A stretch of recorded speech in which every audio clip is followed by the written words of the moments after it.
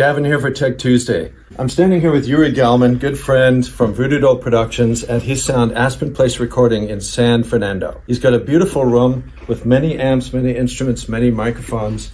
I'm particularly interested in his drum setup today. I can see that there's a specific microphone for each element of this beautiful vintage drum kit. This is all designed around the sound of the room. So you can, in the control room, decide to do like a 3-mic classic kind of Led Zeppelin drum kit sound, or you can go into what you say is the more aggressive sound of putting an individual mic on each part of it. So can you tell us a little bit about that? Yeah, so what we have here is I have 2 sets of overheads. I have a C24, it's a stereo tube microphone, having on figure 8, so it's a blown line configuration, and also 2 ribbon mics, 2 AEA ribbon mics. So I don't use the 2 sets of overheads all the time. I might choose one or the other. Sometimes I use both of them. Depends on the song, depends on the band.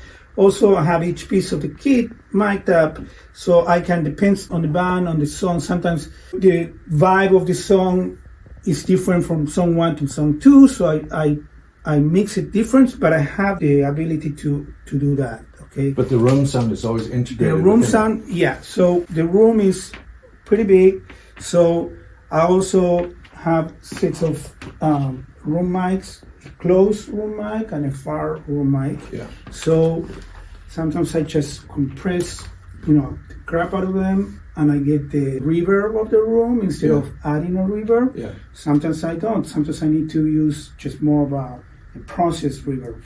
Is the ability of the drummer a part of that play? Yes. A part of that decision? Absolutely.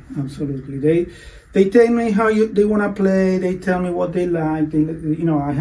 I tune the drums. I always put new drum heads. You can see, I have a session in a couple of days. I'm going to change. Yeah. And so, if you want to get good drums, you need to have fresh heads, well-tuned drums. And that's going to take care of any issues you might have as far as tones. And whatever they want to change, we'll do. Sometimes, they bring their own snare or cymbals, but it's what they want to do. So you would never have trouble integrating cymbals or somebody's snare into this not at vintage all. kit? No, we might talk about it.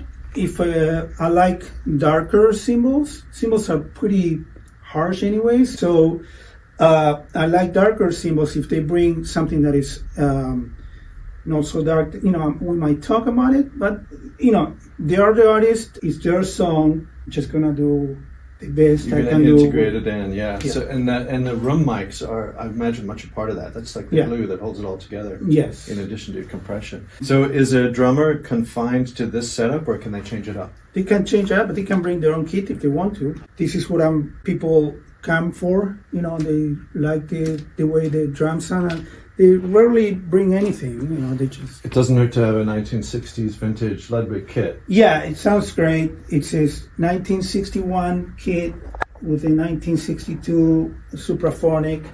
So, and the cymbals are all 71, 72, Sturgeon and Paiste. So, yeah, it sounds great. And, yeah. Well, the kit is older than me, but the cymbals are younger than me. Okay, cool. Yeah. So I'm glad that something in the room is older than me.